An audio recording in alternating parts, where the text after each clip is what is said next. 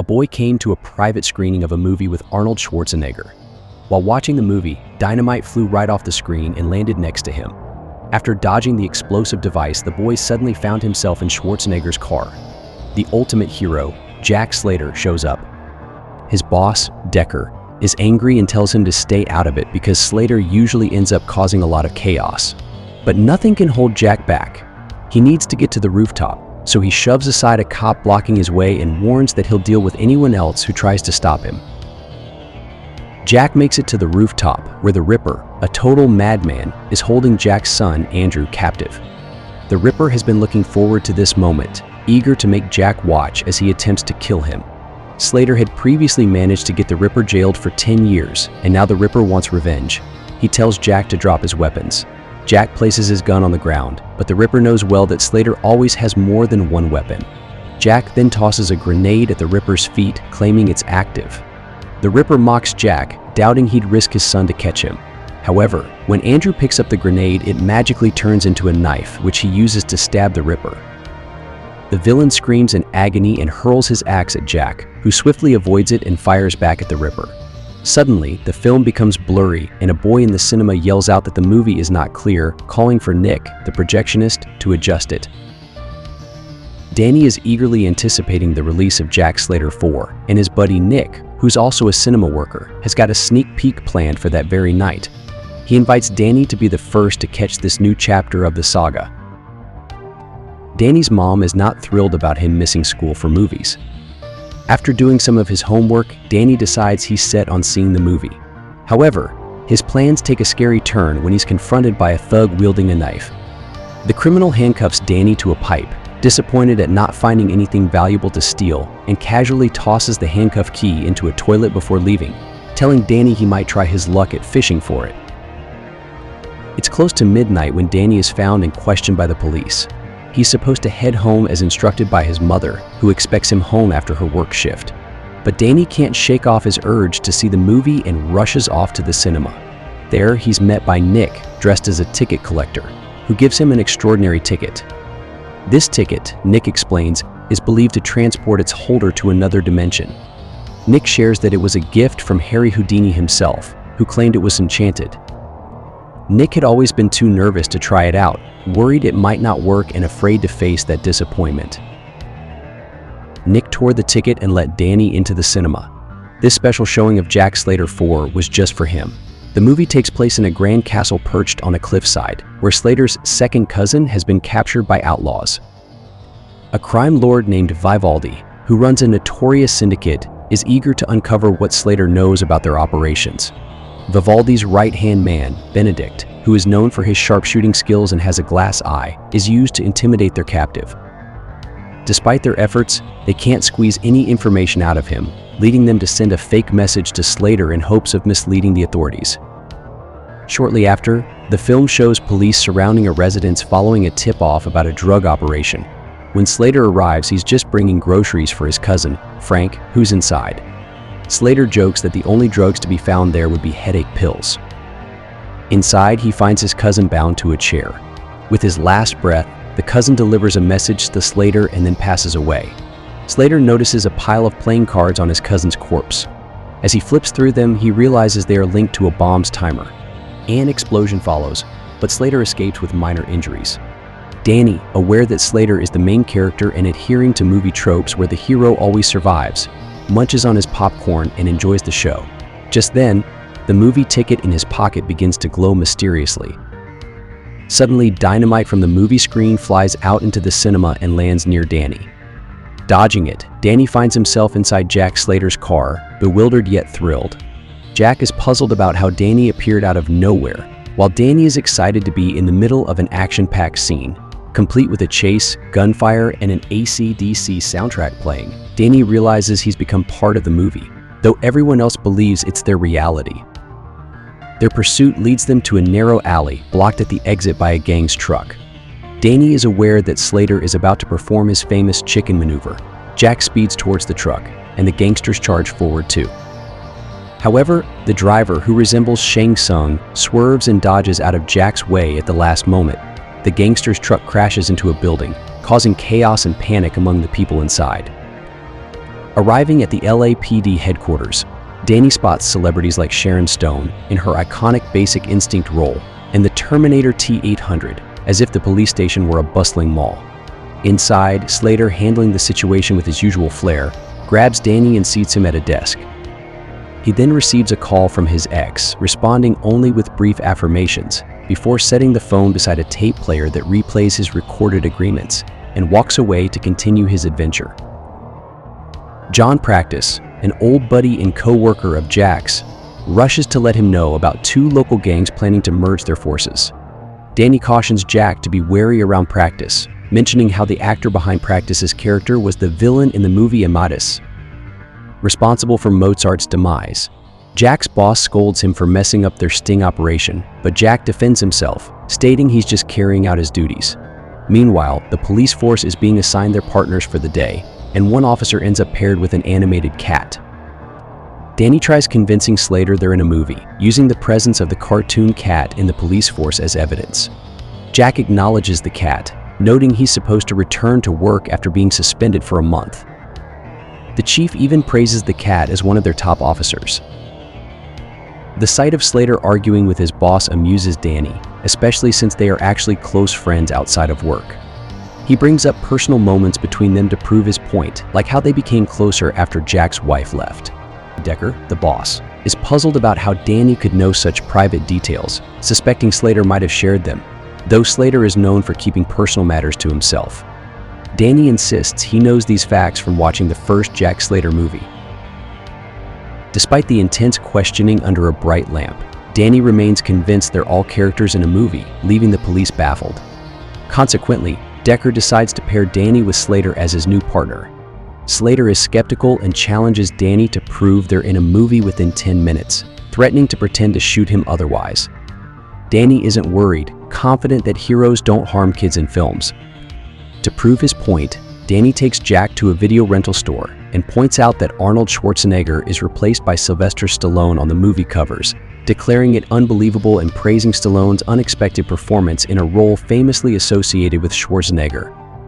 However, Danny's claim that he can lead Jack to the house where Frank Slater was supposedly tortured sparks Slater's curiosity, pushing the boundaries of his skepticism. Jack's curiosity is piqued, so they set off to find the house.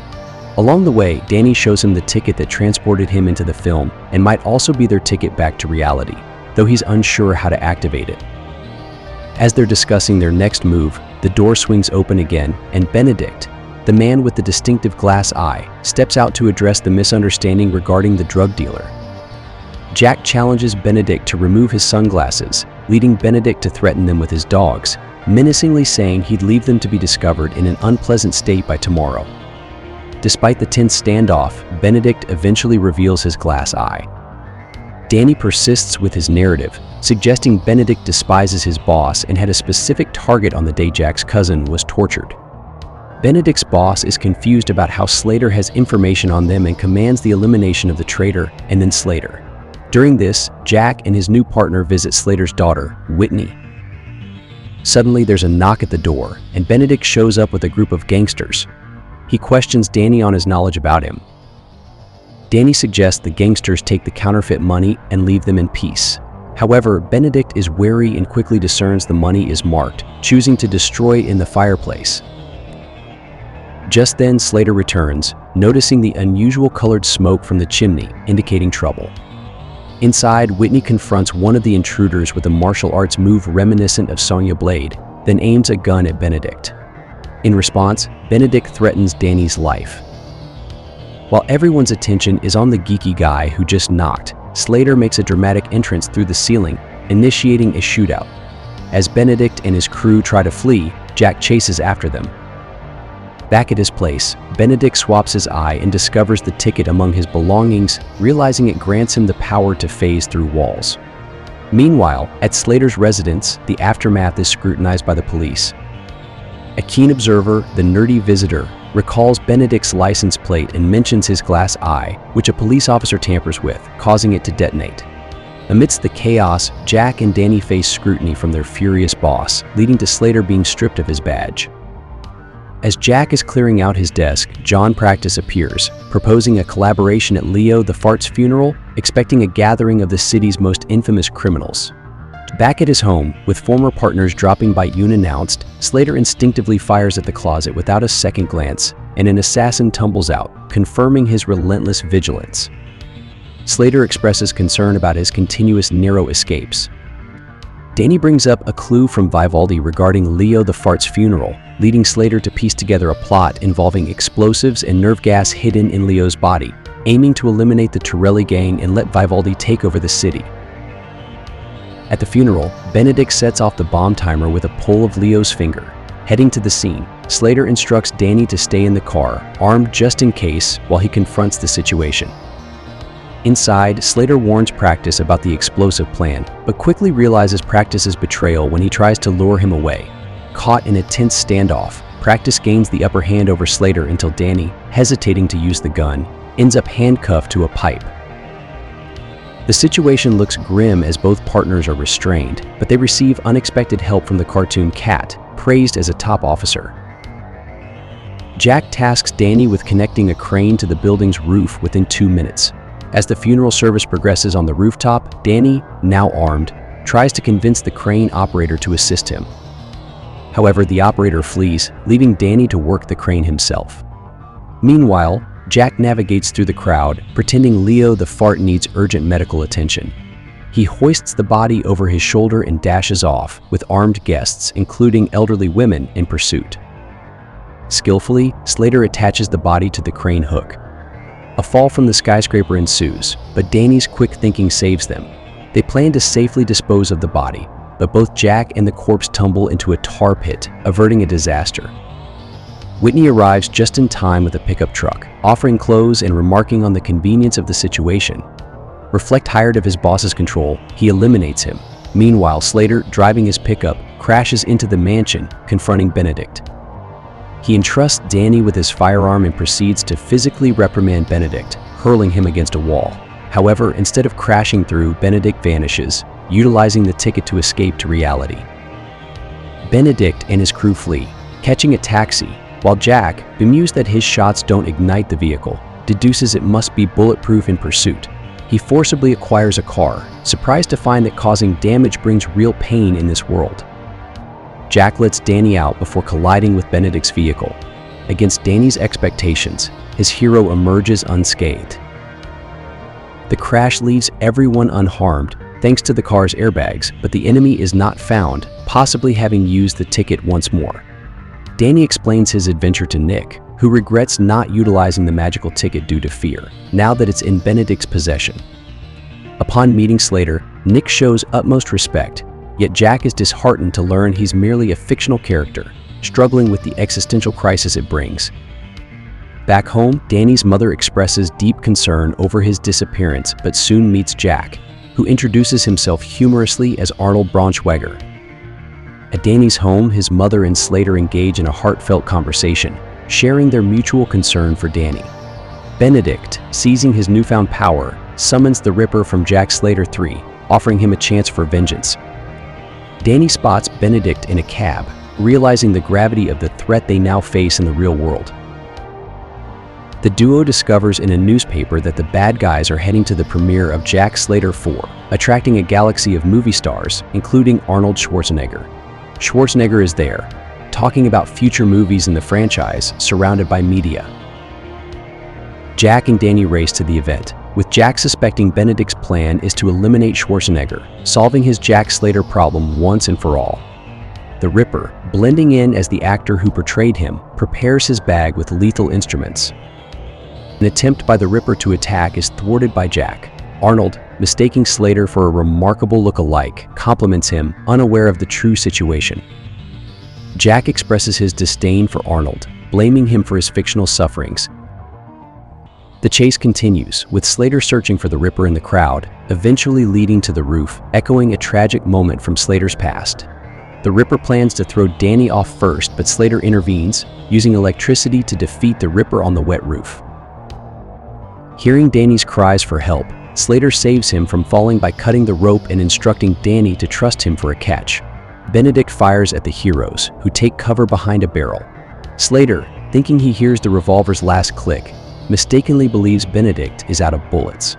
He confronts Benedict, teasing him about a movie mistake of not reloading, but Benedict reveals his strategy was to deceive Slater by intentionally leaving a chamber empty, then shoots Jack. Seizing the opportunity, Danny disrupts Benedict's aim, allowing Slater to overpower the villain. In the scuffle, the ticket plummets from the rooftop, landing on the street by a cinema showing the seventh seal, inadvertently unleashing death from the film into the real world, causing panic among the moviegoers. As paramedics attempt to save Slater, Danny insists that only a return to the film world can heal Jack's injuries, resorting to brandishing a weapon to persuade the medics to leave. Taking control, he drives Jack to the cinema. Despite Death's presence, Danny is determined to save Jack, even as Death, intrigued by Slater not being on its list, advises Danny to find the ticket's missing half for Slater's recovery. Their plan succeeds, and with the complete ticket, they manage to return Slater to his movie universe, where his life-threatening injury is merely a minor scratch. Back in Slater's world, the usual chaos resumes with his boss searching for him and the cartoon cat summoning medical help, highlighting the triviality of the wound in this reality. The end. Thank you for watching. Be sure to like our channel and subscribe if you enjoy content like this. Also, let us know what movie you would love us to recap for you.